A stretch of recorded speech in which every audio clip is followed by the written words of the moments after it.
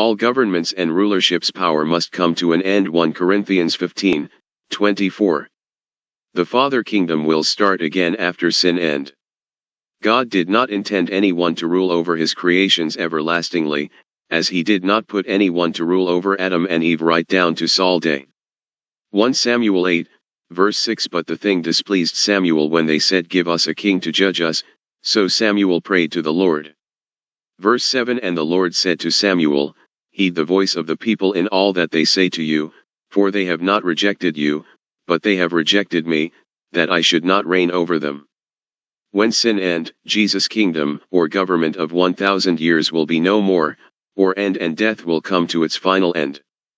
David's kingdom will pass on to Jesus and will continue with Yahweh the Father forever, without any end. Daniel 44 verse 2. And in the days of these kings the God of heaven will set up a kingdom which shall never be destroyed, and the kingdom shall not be left to other people, it shall break in pieces and consume all these kingdoms, and it shall stand to time indefinite, or in Hebrew a period of time. 1. When will be the final end of all governments? 2. What will happen at the final end? The final end is after Jesus' rule ends, 1,000 years, which is a short period of time in relation to everlasting. 1 Corinthians 15:24. Then comes the end, when he delivers the kingdom to God the Father, when he puts an end to all rule and all authority and power. Verse 25. For he must reign till he has put all enemies under his feet. Verse 26. The last enemy that will be destroyed is death. Verse 27. For he has put all things under his feet, but when he says all things are put under him, it is evident that he who put all things under him is accepted. Verse 28. Now when all things are made subject to him, then the Son himself will also be subject to him who put all things under him, that God may be all in all.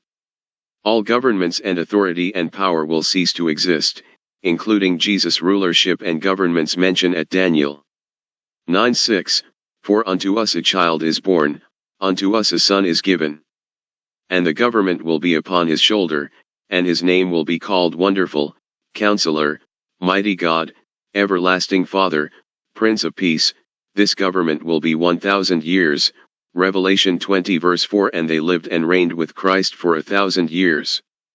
Continue at Daniel 9:7. Of the increase of his government and peace there will be no end, upon the throne of David and over his kingdom, to order it and establish it with judgment and justice from that time forward, even forever. The zeal of the Lord of hosts will perform this.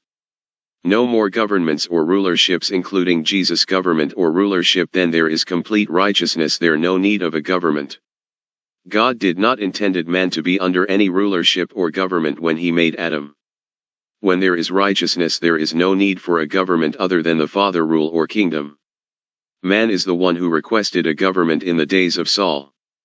1 Corinthians 15:24. Then comes the end, when he delivers the kingdom to God the Father, when he puts an end to all rules and all authority and power, including all governments.